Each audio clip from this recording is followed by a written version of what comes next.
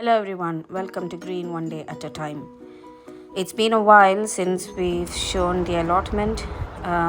We are moving towards the end of summer. It's September. As you can see, I have ripped out all the peas and mosh to covered it with cardboard sheets to avoid it being weeded. These are all my side shoots that I planted outside. They're not bad considering that they were all side shoots. Because of the weather, how it was so far, they haven't grown into massive sizes, but I'm getting some tomatoes from it. The forecast for the next couple of days is horrible. It's crashing down rain, really strong rain coming in. So we're just here to collect as many produces as possible. This is one uchikikuri out of the plant. It's disappointing to see that the squashes have not done really well or hasn't done anything at all. But at least for these two plants, there's at least one fruit in it. This is a honeyboat squash. The two tiny ones on it. I hope they get enough time to mature. There's one there as well. I hope it gets enough time to mature. All the bolotti beans have dried. Not a good harvest at all, but there are still some more beans that require drying. So I will leave them in as we need the rain to finish and then the pods to dry really well. This is the runner beans. I've never had runner beans this bad. Usually they are growing really strong that we can't or we are unable to finish eating it.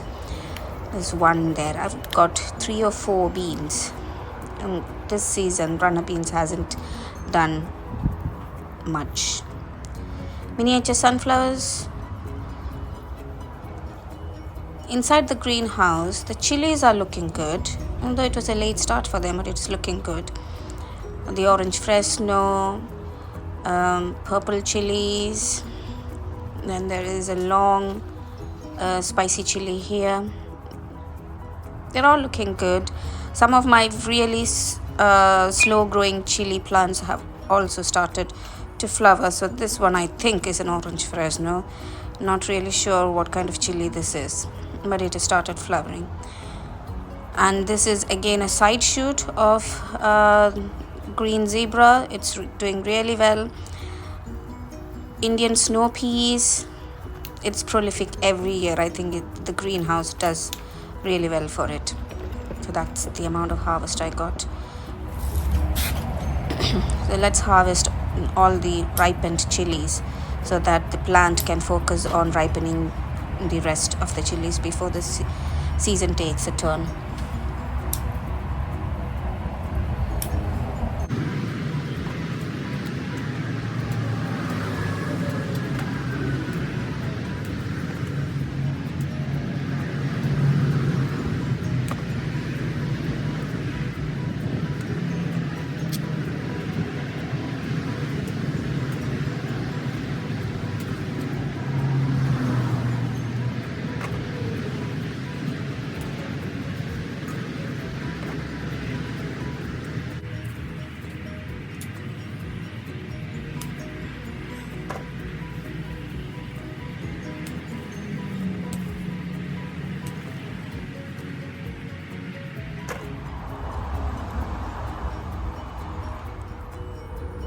This is the second melon. The first one was really tiny. This is the second one. This looks in decent size.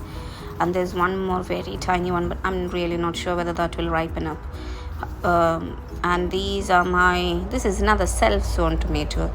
I think this is a black cherry or something like that. All of my aubergines, I've never had a year where I could get more than one aubergine. I usually only have one, but this time around I'm getting one or two on each plant. So there's 4, and I would consider that as a success. But these are the long aubergines. My patio tomatoes, this is the first time I'm growing it, so I keep them on these stones to raise the fruits off the ground. It's an extremely short plant, so next time it's a lesson that I wouldn't plant it onto the ground. I would plant it in pots and buckets so that they stay off the ground. This is very difficult. Very nice tomato. It's got a very different color and shape to it. Taste wise also, it's not that sour or it's not that sweet. It holds its shape when you cook. These are my winter brassicas, whatever is left after the slug attack. Cosmos are doing really well, very nicely, displaying its white petals. I like the fronds of Cosmos. Edamame beans, again the second year it hasn't been good. One thing which is really good this year for me is the dwarf French beans. This is the third set of main harvest. So each time one set of harvest is done, it flowers and gives me another big flush of harvest. This is the third set in this year. So French beans, dwarf French beans has been really good. I've had multiple harvests of that kind. Another set of outdoor tomatoes. There's two kinds here and I have no idea of the name. I think that's the Roma tomato probably, but they are also alright. But with the incoming rain, I'm expecting all of these to catch blight, because warm and wet weather is ideal for the blight. That isn't blight, that's just drying. This is purple potatoes there. I can show you one or two. So that's the purple potato. I'm not harvesting it today. They would stay well in the ground, but maybe with the forecast of a week's worth of rain, slugs could attack them. As soon as I can, I will harvest these. But whatever is on the top of the ground, they are very purple. Not sure of how the taste would be. I haven't tasted this the first year I'm growing it. That's a mix of brassicas. So there's cauliflower, there's broccoli, there's quite a lot of things in there. So that's for the winter. A self-sown spinach and the kale bed. So we have emerald kale, scarlet kale, emerald ice kale. Then there's kaleet. This is a massive kaleet. You need to lift the netting. And there's dinosaur kale, Cablo Nero. There's plenty of varieties in there. These are my cabbages. I need to harvest one and see how it is. Oh, that's a good one. So when you touch it, it has to be hard. So that means that many layers of leaves are inside. But until you take it out, you won't know whether there's slugs inside. Rocket is flourishing, so are these nasturtiums. This is another bed of mixed brassicas. This bed had a lot of attack from cabbage white butterfly. We have managed to limit the damage by picking the butterflies and destroying them. And there is a squash plant showing the evidence of weather change. This is another, this is the parent green zebra plant. This one is outside. It's the side shoot that's in the greenhouse, which is much taller than this one. So you can see there's loads of ripe green tomatoes in here. But I'm expecting it to catch blight very soon, because right opposite to it are two black cherries, and that has blight, which means that the blight would immediately move. So this plant would be taken out today. Now inside the polytunnel, it's a different story. It's a jungle. It's very difficult to maneuver through. A lot of flowers, but not a lot of fruits as such. I'm hoping the next couple of weeks I would get a lot more fruits. The cherry tomatoes are doing really well, whereas the bigger tomatoes, bigger beef steak style tomatoes, haven't given me that many harvests.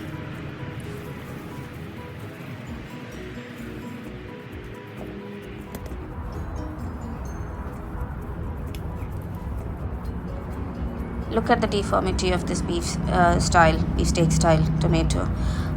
I've got a couple of tomatoes from that plant, but all of them had that style of scabbing on it. Now the cucumber, this is a I think honey cucumber. Yeah, this is honey cucumber. It's good. It's much milder than the normal cucumber. There is no honey flavor in it. I didn't feel any sweetness, so I don't know why it's named as honey cucumber. These green F1 style cucumbers, they are very spiny. Now let's after I harvested all the tomatoes is when I'm going to actually touch this plant to remove the blighted tomato. You shouldn't put this in the compost bin. Throw it in a black bin into your dumping waste, because the fungus does transfer through your hand and through the soil. Lot of beetroots, they can stay in the soil perfectly well over the season and only need to pick it up when you need to harvest them when you need them. Apples are alright. This particular apple next year will need some kind of a covering for the fruits, because they have been attacked quite badly, whereas this one is actually very crispy and is very nice, and haven't had the attack. We have a lot of late season raspberries. They're particularly very sweet. They are very good on this side of the plot, and they're decent sized as well.